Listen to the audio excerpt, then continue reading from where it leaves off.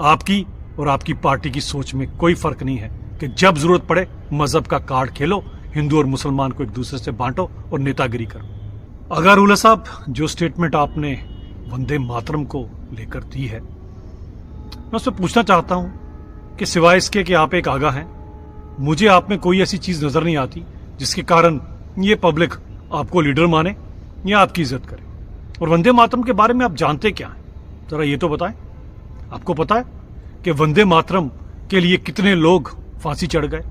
और फांसी चढ़ने वाले सिर्फ हिंदू ही नहीं थे, इसमें मुसलमान भी थे, जिन्होंने हंसते हंसते इस देश की आजादी के लिए उस फंदे को चूमा और चूमने से पहले उन्होंने वंदे मातरम कहा और खुशी से इस भारत माता के लिए वो फांसी चढ़ गए।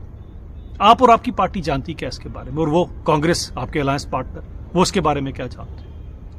आपको पता अशफाक उल्लाह खान कौन थे? अशफाक उल्लाह खान वो सरफिरा देशभक्त था जिसने जब फांसी चढ़ने वाला था तो सबसे पहले आपने इस फंदे को चूमा था और कहा था वंदे मातरम। वो आपसे बड़ा मुसलमान था। आप जानते हैं अब्दुल कादिर कौन थे?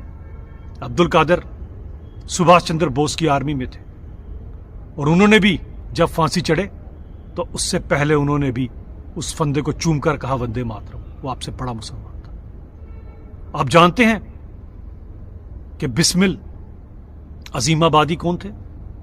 सरफरोशी की तमन्ना अब हमारे दिल में है, देखना है जोर कितना बाजुए कातिल में है।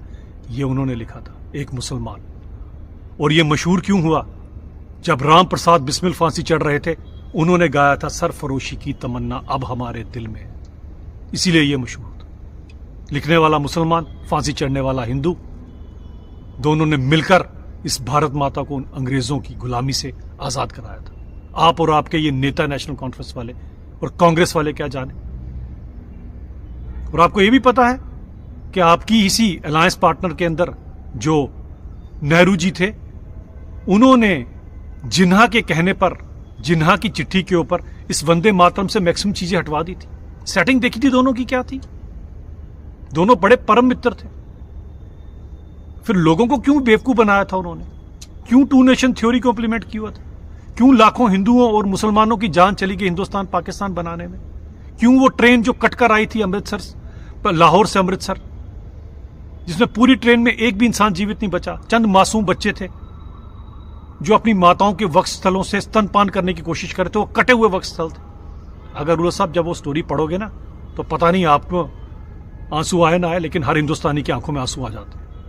और वो दो लीडर, जिन्ना और नेहरू जी, जो आपस में प्राइम मिनिस्टर